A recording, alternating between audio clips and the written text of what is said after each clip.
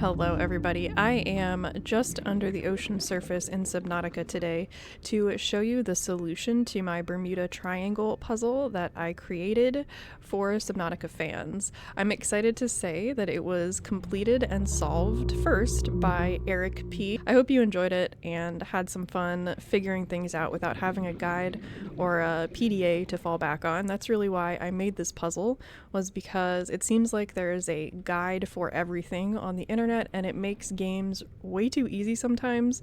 So I made my own riddle and puzzle to kind of bring back that joy of discovery. With all that said, let's get into what the solution was. The idea was that you were supposed to solve some clues in order to find where this hidden location is. The very first clue mentions Earth's once merrily dancing photons. So there's a little bit of history here and also Subnautica lore. Photons are light particles, right? Merrily dancing is a reference to merry dancers, which is what the northern lights are referred to in the real world. Half of that would be the aurora, right? So you find the aurora's northernmost. The little N was also a hint to the northern lights. I didn't fully spell it out, so you were supposed to think, oh, northern lights, aurora. Anyway, I have a beacon here dropped at the aurora's northernmost dune. So that is the first clue answered. And yes, you were supposed to drop beacons. That is what the little M was for behind the numbers, was a certain amount of meters. You know, you're supposed to triangulate each clue. Bermuda Triangle, 3 clues, triangulation. It was all there. I was hoping someone would solve it. I just didn't think Erik would get to it so quickly, but here we are. So the next clue was that you had to find Doomsday's southernmost sand. Of course, that relates to the Doomsday machine, or Doomsday device, which was kept at the mountain island.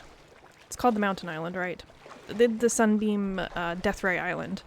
So if you go to the southernmost tip of that island, there is a little ledge of sand there, and I can hear the Reaper. Okay, so this would be the sand I'm talking about, although he made a very good point that it's technically rock. So technically it's rock, but it has the sand texture. So, oh, I hear the Reaper. I'm in creative and I'm still scared. Alright, so here's Doomsday's sand. Now we're going to go over to the next one, which is Crab Snake Buffet, which those of you who are up on the lore, oh, please don't tell me it's near me. Those of you who are up on Subnautica lore probably would have realized that this is a reference to the life pod that Ozzy was in.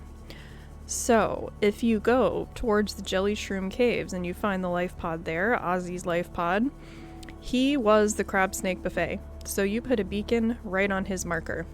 Okay, so the final part to all of this is that you are supposed to triangulate these 3 locations and go the proper distance away from each beacon.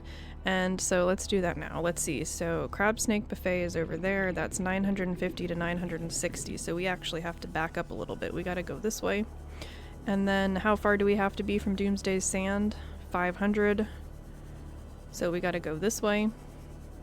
And how far from the dune? 540. Yeah, so we have to go towards the dune. So the idea is that you use the beacons to find the final spot. So if I get all of these numbers in the exact right position, I should end up at a final location. So 530 to 540. Okay, whereas Doomsday's Sand is about 480 to 490, so that's correct. And then where is Crab Snake Buffet? Is at 890. So it's not quite where it needs to be, but let's see where we are. The only recognizable thing that would have a name that is within your vicinity would be Life Pod 6, and that is the answer. And that is the answer that Erik sent me. So, now that we are right above it, we'll confirm Doomsday's Sand is right about in range. The Dune is in range.